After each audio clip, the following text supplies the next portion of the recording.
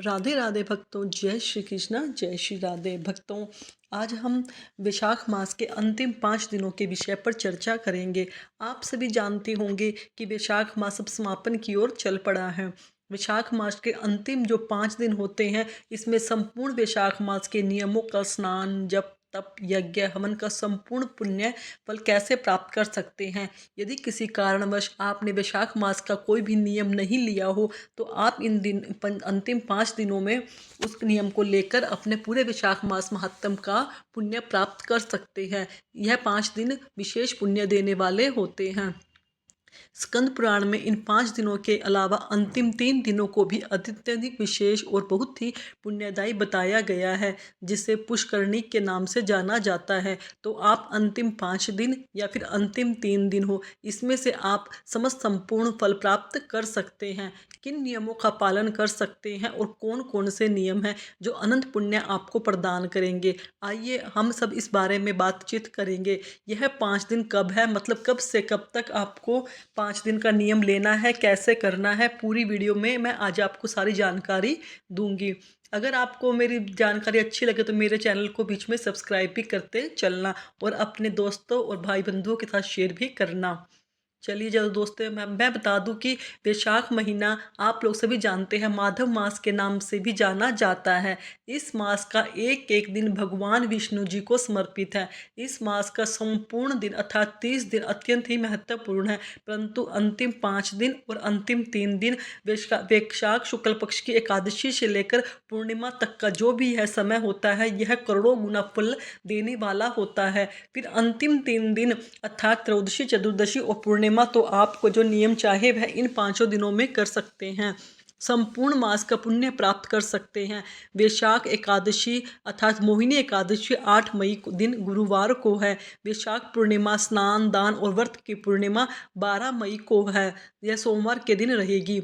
यह 5 दिन का समय तो आप एकादशी से जो नियम उठाना चाहते हो उसका संकल्प ले सकते हो, या फिर आप जो संकल्प नहीं ले सकते, नहीं लेना चाहते, तो वैसे ही मन में आप भाव बना सकते हैं। आपको कभी ये डर रहे कि कहीं मेरा संकल्प खंडित ना हो जाए, तो आप बिना संकल्प के भी अपने भाव से इस व्रत को कर सकते हैं। वैशाख मास में सबसे ज़्यादा जो महत्वपूर्ण है वह है पवित्र नदियों में स्नान। यदि आप पवित्र नदी में स्नान नहीं कर सकते तो अपने घर के पानी में, नहाने के पानी में गंगा जल डालकर समस्त नदियों का स्मरण कर कर माँ गंगा का नाम जाप करके आप उनके नाम को उच्चारण करते हुए हर हर महादेव, हर हर गंगे बोलते हुए स्नान कर ले। इससे आपको माँ गंगा जी के दर्शन और उनके पूजन का पुण्य फल प्राप्त हो जाएगा। दूसरा जो कार्य है वो है दान का, जिसमें कि जलदान को महादान कहा गया है। खास ऐसे अवसर पर वैशाख मास में जो इन 5 दिनों में यदि आप बहुत बड़ा कोई नियम नहीं लेना चाहते तो केवल स्नान और प्रत्येक दिन जल का दान आप कर सकते हैं। इससे भी आपको अनंत गुण पुण्य की प्राप्ति हो जाएगी।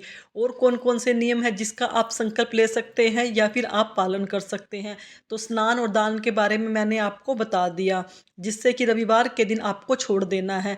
इससे आपको 5 दिनों का नियम खंडित नहीं होगा। इसलिए मैं पहले बता दूँ, रविवार जब पड़ेगा तो आपको पीपल पूजा और तुलसी पूजा उस दिन नहीं करनी है, लेकिन तब भी आपको 5 दिनों का नियम जो है उसका संपूर्ण फल प्राप्त आपको होगा। अन्नदान, सूती वस्त्रों का दान, जूता चप्पल का दान, छाते का दान, पंखे का दान, आप कोई भी दान कर सकते हैं। 5 दिनों में आप ब्राह्मण भोजन भी करा सकते हो, गौ माता को भोजन करा सकते हो। जब तप की बात करूँ तो आप विष्णु सहस्त्र नाम का आप पाठ कर सकते हैं। आप गीता जी के अध्यायों का पाठ कर सकते हैं। वैशाख मास में गीता जी पढ़ने का बहुत अधिक महत्व बताया गया है, क्योंकि गीता जी पढ़ने से हमारे जीवन के सभी पापों की मुक्ति मिलती है। हम ओम नमो भगवते वासुदेवाय इस महामंत्र का जाप कर सकते हैं, या हम ओम कृष्णाय वासुदेवाय हरे परमात्मने प्रणतः क्लेशनाशाय गोविंदाय नमो नमः इस मंत्र का संकल्प कर सकते हैं। या फिर हम हरे कृष्ण कृष्ण कृष्ण हरे हरे, हरे राम राम राम हरे हरे इस मंत्र का जाप कर सकते हैं। आप जो भी संकल्प, जो भी जाप करना चाहते हो आप कर सकते हो। और माता तुलसी जी के समक्ष दीपदान का संकल्प, पीपल के वृक्ष के समक्ष दीपदान, किसी नदी पवित्र सरोवर में स्नान दीपक का ले सकते हो नियम। किसी मंदिर में दीपदान का संकल्प, या किसी गरीब भूखे बच्चों को भोजन कराने का संकल्प ले सकते हो। ऐसे इतने सारे नियम हैं, आप जो भी चाहे वो कर सकते हो। दूसरी चीज़ है तिल से हवन, जो कि सूक्ष्म हवन आप अपने घर पर स्वयं कर सकते हैं, जिससे कि अगियारी भी कहा जाता है। यह भी कार्य आप अपने 5 दिनों में स्वस्थ पुण्य को फल को प्राप्त कर सकते हैं। तो यह 5 दिन अनंत पुण्य देने वाले होते हैं। 5 दिन नहीं तो कम से कम अंतिम 3 दिन तो यह कार्य अवश्य करिए। अब आप वैशाख मास में उद्यापन और समापन हमें देख कैसे करना है, तो देखिए यहाँ पर पहले यह बात समझ लीजिए। वैशाख मास का जो संपूर्ण नियम का उद्यापन होता है, मतलब पूर्ण तरह से पूर्णाहुति जब होती है, वह 12 वर्षों के बाद की जाती है। 12 वर्षों तक वैशाख स्नान का नियम मतलब किया जाता है। 12 वर्ष जब पूर्ण हो जाते हैं तो इसका संपूर्ण उद्यापन कर दिया जाता है। यदि मान लीजिए किसी कारणवश आप 12 वर्ष पूर्ण नहीं कर पा रहे, अपनी शारीरिक स्थिति नहीं देख पा रहे, तो बीच में भी आप अपना समापन करना चाहते हैं तो कर सकते हैं, ऐसी कोई बात नहीं है। लेकिन समापन और उद्यापन में फ़र्क होता है। समापन का हर प्रत्येक वर्ष करते हैं, जैसे कि वैशाख मास शुरू किया, हमने नियम लिया और अंतिम मतलब वैशाख पूर्णिमा पर हमने इसका समापन करते हैं। आगे जैसे 12 वर्षों में हमारा नियम पूर्ण होता है, तो इसका हमें संपूर्ण विधि पूर्वक इसका हमें पूर्णाहुति करनी होती है। तो वैशाख पूर्णिमा पर हमको इसका समापन करना है। जो भी भाई बहन वैशाख का नियम लिए हैं, चाहे वैशाख महात्म सुनने का नियम हो, जितने भी नियम मैंने बताए हैं, जब तब पूजन, यहाँ तक के व्रत के नियम जो भी बताए हैं, आप चाहे तो इन अंतिम 5 दिनों में धारण कर सकते हैं। पहले के समय में 5 दिन फलाहारी व्रत भी लोग धारण कर लेते थे, बिना नमक का व्रत भी लोग धारण कर लेते थे। लेकिन अब शारीरिक स्थिति इतनी मजबूत नहीं है, इतना सहन नहीं कर सकते, तो व्रत आप उसी तरह धारण करें। यदि आप वैशाख अंतिम 5 दिनों में व्रत का संकल्प लेना चाहते हैं, तो आप चाहे पूरे दिन फलाहार और शाम के समय मतलब संध्या के समय आप सात्विक शुद्ध भोजन भी कर सकते हैं, जिससे कि एकादशी को चाहे आप यह व्रत कर लें और बाकी 4 दिनों में आप शाम के समय भोजन कर सकते हैं। दूसरी तरह का जो व्रत होता है, एक और भी होता है, उसमें व्रत का रूप माना जाता है आप इन 5 दिनों में किसी भी प्रिय वस्तु का त्याग कर दें, जो कि खाने वाली खाद्य वस्तु की बात मैं कर रही हूँ, जो अत्यंत प्रिय हो आपको, आप उसका 5 दिनों के लिए त्याग कर दें। बाद में उस चीज़ को पूर्णिमा के दिन आप किसी सुयोग्य ब्राह्मण को दान कर दें। अंतिम पूर्णिमा के दिन उस वस्तु का आप दान करेंगे तो आपको अधिक गुण फल प्राप्त होगा। यह भी एक प्रकार का व्रत माना जाता है। जैसे आपको दूध बहुत पसंद है तो आप दूध पीना छोड़ दें, चाय बहुत पसंद है तो चाय छोड़ दें, चावल रोटी कोई विशेष सब्जी आपको पसंद है तो कोई विशेष फ्रूट आपको पसंद है आप वो छोड़ दें। अब बात करते हैं किस तरह से समापन करना चाहिए, तो देखिए समापन के लिए कोई आपको विशेष विधि विधान की आवश्यकता नहीं है, मतलब किसी पंडित को बुलाकर करा सकते हैं ऐसी बात नहीं है। आप यदि नहीं पंडित को बुला सकते तो स्वयं आप अपने घर पर भी सूक्ष्म हवन करके भगवान विष्णु जी के नाम का मतलब ओम नमो भगवते वासुदेवाय, ओम नमो भगवते वासुदेवाय, इस मंत्र से आहुति देकर अपना समापन कर सकते हैं। जो भी आपने नियम लिया हो उसके निमित्त आप दान दें, दान की कोई सीमा नहीं है, आप जितना चाहे उतना कर सकते हो। वैशाख मास में जल दान, सूती वस्त्रों का दान, चप्पल जूते का दान, छाते का दान, पंखे का दान विशेष माना जाता है, इसे महादान कहा जाता है। तो यह सारे दान मैंने आपको बता दिए, इसका समापन कैसे कर सकते हो। जो भी नियम लिया है उन सभी नियमों के निमित्त आपको कुछ ना कुछ दक्षिणा भी अवश्य रखनी चाहिए। तुलसी पूजा, जो आपने तुलसी पूजा के निमित्त कुछ दक्षिणा दे, मान लीजिए आपने वैशाख मास सुन लिया, किसी भी तरह से सुना पढ़ा, आपने जो भी कुछ किया उसके निमित्त कुछ ना कुछ दक्षिणा रख दे। फिर आप अपने कोई नियम लिया हो, नियमित हो कुछ, उसके निमित्त दक्षिणा रख दें। आपने विष्णु सहस्त्र नाम का पाठ किया हो तो दक्षिणा रखते हैं, तो दान करते हुए इन सभी नियमों का समापन किया जाता है। इसके अलावा आप चाहे तो ब्राह्मण को भोजन कराकर भी इसका समापन कर सकते हैं।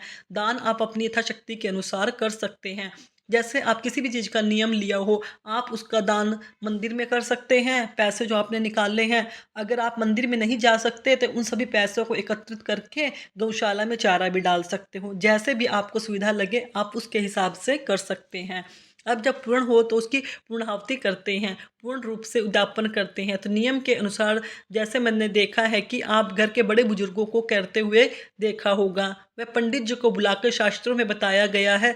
सप्तक ब्राह्मण भोजन करा करने का नियम है, पति पत्नी सहित ब्राह्मण को भोजन कराने का नियम है।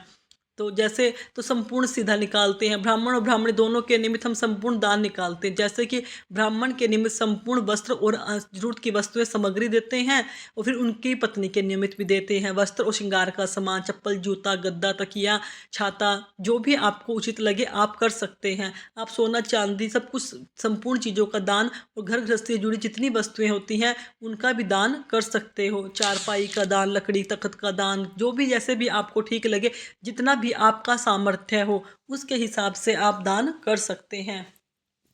दान की कोई सीमा नहीं होती, ना ही हमें किसी की देखा देखी करना है कि इसने ये दिया है मेरा ये नहीं है। जो भी आपके घर में सामर्थ्य हो, जैसा भी आप कर सकते हो उसके नियमित ही हमें अपना दान करना, अपने घर को देख के दान करना है, किसी की देखा देखी हमें दान नहीं करना।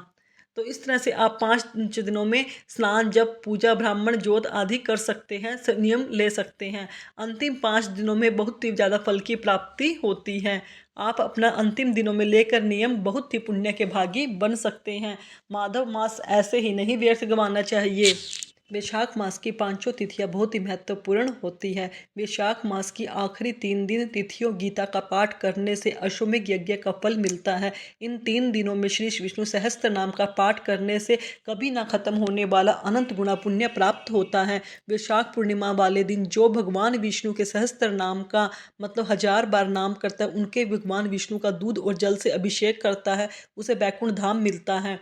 वैशाख के आखिरी 3 दिनों में श्रीमद् भागवत गीता सुनने से जाने अनजाने में हुए हर पाप से मुक्ति मिलती है। याद रखना, इसी के साथ उम्मीद करती हूँ आपको मेरी दी गई जानकारी अच्छी लगी होगी। भक्तों, अगर आपको मेरी दी गई जानकारी अच्छी लगी तो मेरे चैनल को सब्सक्राइब करें, वीडियो को लाइक करें, कमेंट में राधे राधे अवश्य लिखें। धन्यवाद भक्तों।